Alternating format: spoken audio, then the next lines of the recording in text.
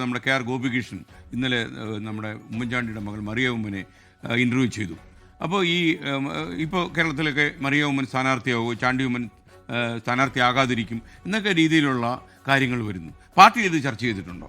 Party ചർച്ച ചെയ്തിട്ടില്ല. ഇല്ല. പാർട്ടിയുടെ മുമ്പിൽ ചാണ്ടി ഉമ്മന് മാത്രമാണ് MLA ആയിട്ടുള്ളത്. അപ്പോൾ നിങ്ങൾ പറഞ്ഞു സിറ്റിംഗ് MLA-മാർക്കും അതുപോലെ സംവരണത്തിലുള്ളവരുടെയും സീറ്റുകൾ ആദ്യം അനൗൺസ് ചെയ്യണം എന്നൊരു നിലപാടാണ് രമേശ് ചെന്നിത്തല എടുത്തത്. എന്നാൽ വി ഡി സതീശനാണെങ്കിൽ അദ്ദേഹം പറയുന്നത് മെറിറ്റാണ്, വിജയസാധ്യത മാത്രമേ ഇതിൽ പരിഗണിക്കുന്നുള്ളൂ. ആ ഒരു ലിസ്റ്റാണ് അദ്ദേഹത്തിന് താല്പര്യം. അപ്പോൾ ഞങ്ങൾക്ക് എല്ലാവർക്കും ഒരു താല്പര്യം വിന്നബിലിറ്റിയാണ് പ്രധാനം.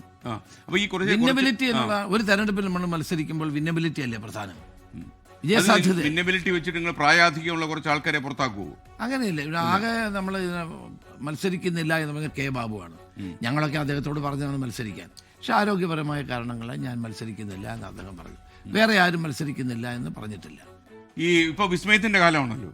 ആദ്യം മോഹൻലാലിന്റെ വിസ്മയ സ്റ്റുഡിയോ ആയിരുന്നു ആളിൽ ശ്രദ്ധിച്ചത്. പക്ഷേ ഇപ്പം രാഷ്ട്രീയത്തിൽ വിസ്മയം വന്നു തുടങ്ങി. അപ്പോൾ ഈ കനകൂലു വന്ന് ഇറങ്ങിയതിന് ശേഷം നേതാക്കന്മാർക്കൊന്നും റൂളുമില്ല, കനകൂലു കണക്ക് പഠിച്ച് കാര്യങ്ങൾ അവതരിപ്പിക്കുന്ന രീതിയിലാണ് വന്നിരുന്നത്. അപ്പോൾ ഇപ്പോൾ ഷൊർണൂരിലെ PK ശശി, ഞാനിതിൽ അദ്ദേഹമായിട്ട് കുറച്ച് നേരം നമ്മുടെ മോർണിംഗ് ഷോയിൽ സംസാരിച്ചിരുന്നു. അപ്പോൾ PK ശശി പോലെ എന്തെങ്കിലുമൊക്കെ വിസ്മയങ്ങൾ ഇനി സംഭവിക്കുമോ? കൊട്ടാരക്കര ഐഷ പോറ്റി നിങ്ങൾ കൊണ്ടുവന്നതുപോലെ അല്ല. PK ശശി CPM-ഉമായിട്ട് വലിയ അകലത്തിലാണ്. ഞാൻ അദ്ദേഹവുമായിട്ട് സംസാരിച്ചു. അദ്ദേഹത്തിന് പ്രയാസമുണ്ട്, മാനസികമായ ബുദ്ധിമുട്ടുണ്ട്. ഞാൻ അദ്ദേഹവുമായിട്ട് സംസാരിച്ച ഒരാളാണ്. അദ്ദേഹം KTDC ചെയർമാൻ സ്ഥാനം രാജിവെച്ചു. ഇനി അദ്ദേഹത്തിന്റെ അടുത്ത നിലപാട് എന്താണെന്ന് ഞങ്ങൾക്കറിയില്ല. അല്ല, നിങ്ങൾ വിസ്മയങ്ങൾ ഉണ്ടാക്കാൻ ശ്രമിക്കുന്നു എന്നാണ് എൻ്റെ ചോദ്യം. അല്ല, PK ശശി നല്ലൊരു രാഷ്ട്രീയ പ്രവർത്തകനാണ്.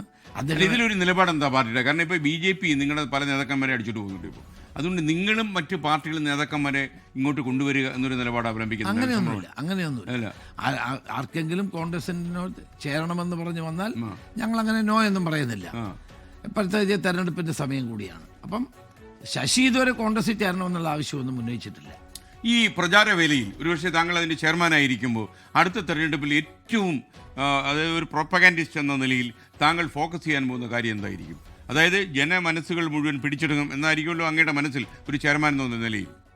തീർച്ചയായിട്ടും ഒന്ന്, ജനങ്ങൾക്ക് ഇഷ്ടപ്പെട്ട സ്ഥാനാർത്ഥികളെ അവതരിപ്പിച്ചുകൊണ്ട് ഈ സർക്കാരിന്റെ ജനവിരുദ്ധ നയങ്ങൾ ജനങ്ങളിൽ എത്തിക്കുകയും അതോടൊപ്പം തന്നെ ഞങ്ങൾ അധികാരത്തിൽ വന്നാൽ ഞങ്ങൾ എന്ത് ചെയ്യും എന്നുള്ള ഒരു ആൾട്ടർനേറ്റീവ് അജണ്ട ജനങ്ങളുടെ മുന്നിൽ അവതരിപ്പിക്കുക എന്നുള്ളത് ഞങ്ങളുടെ ലക്ഷ്യമാണ്. വെറുതെ സർക്കാരിനെ വിമർശിക്കുക മാത്രമല്ല, സർക്കാരിൻ്റെ കുറ്റങ്ങളും കുറവുകളും ചൂണ്ടിക്കാണിച്ചുകൊണ്ട് ഞങ്ങൾ വന്നാൽ എന്ത് ചെയ്യും, അപ്പം നാളത്തെ കേരളം എങ്ങനെയാകണമെന്നുള്ള ഞങ്ങളുടെ കാഴ്ചപ്പാട് കൂടി അവതരിപ്പിച്ചുകൊണ്ടാണ് ഈ തെരഞ്ഞെടുപ്പിൽ ഞങ്ങൾ മുന്നോട്ട് പോകുന്നത്. ഈ മഹാരാഷ്ട്രയുടെ ഉത്തരവാദിത്വം ഇപ്പോഴും ഉണ്ടല്ലോ താങ്കൾക്ക്, അതിൻ്റെ ചാർജ് വഹിക്കുന്ന ആളാണ് താങ്കൾ. അവിടെ ഒരു വളരെ കോംപ്ലിക്കേറ്റഡ് ഒരു പൊളിറ്റിക്സ് ആണല്ലോ മഹാരാഷ്ട്രയിൽ. അവിടെ താങ്കൾ ഒരു സമവായം കൊണ്ടുവരാൻ ശ്രമിച്ചു. വിജയിച്ചോ പരാജയപ്പെട്ടോ? വിജയിച്ചു. കാരണം ശരത് പവാർ ഒരു ഭാഗത്ത്, ഉദ്ധവ് താക്കറെ ശിവസേന വേറൊരു ഭാഗത്ത്, കോൺഗ്രസ് ഒരു ഭാഗത്ത്. ഇത് മൂന്ന് പേരെയും കൂടി ഒരുമിച്ച് കൊണ്ടുപോകുക എന്ന് പറഞ്ഞാൽ കേരളത്തിലെ മുന്നണി രാഷ്ട്രീയത്തെക്കാൾ വലിയ പാടാണ്. വലിയ വ്യത്യസ്തമായ ഹൈലി കോംപ്ലക്സ് ആയിട്ടുള്ള ഒരു ജോബാണ് എന്നെ പാർട്ടി ഏൽപ്പിച്ചത്.